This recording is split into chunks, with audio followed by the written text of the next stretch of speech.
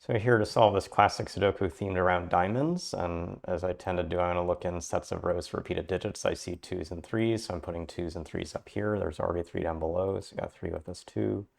Coming down these columns, I actually see 1 and 5 repeated, which quickly set up a pair. This will be 8 and 9, but I can't do more with those yet.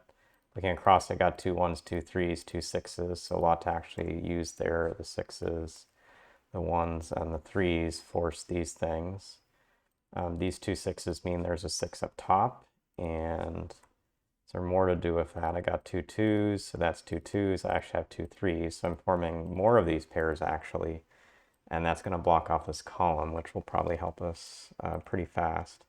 7 coming down is the only thing I marked directly, but what I'm now seeing is from this one note, I now can't put a 1 in these cells. I got to put a 1 in this space, but I got a 1 to the left. So I think in this column, this is the only cell left that can be a 1 when you scan for it. This now is 4, 5, 6, 9 left to go. So this 4 and this 4 actually look like they put in another pair in this grid. So 5 and 9 have to be split. So this will be 5, 9, 5 coming across here, 9 coming here. And we said that this was an 8, 9 pair. Now this is actually 8 forced above, 9 forced below. These 9s that work together mean this is a 9, this is a 1. This 8 now coming down only has a spot. 5 has only this spot, so we're getting a lot of placements. This will be 2 and 4 to finish out this row, 2 to the right, 4 to the left, 2 coming up here, 4 it has a single, puts in this 4, puts in the 6.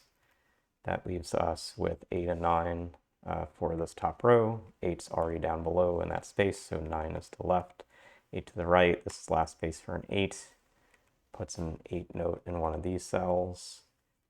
Puts a 9 actually forced into this cell with a 9 in one of these options. Let's actually track back to the 8 a little more. So coming over to the right, this is the last space for an 8 in that right center box. It puts in this 8 note. Coming through this column, we have to get a 4, which will have to be up top. That puts a 4 here, puts a 4 here, 8 and 8 in. We have 2, 6, 9 to go in the space, and all we have at this moment is 9 up top, but that moves this 9 down in the center.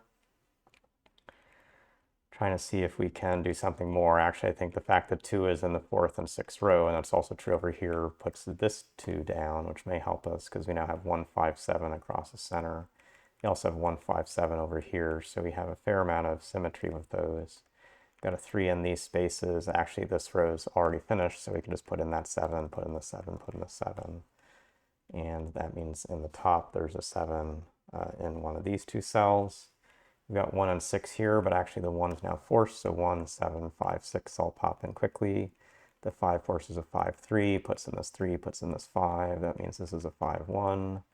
5, 1, it's also then 1 and 6. So this is now a 6 and 9 with the 2 left over. 2 and 3. Let's track the 2 to the bottom, which is 2 with 7. 7's forced to go here, which puts 9, 9, 6, 6 when we finish the grid. So pretty elegant solve and pretty elegant construction just from its design with all these repeated digits. We got a lot of pairs, including this 2, 3 pair over here.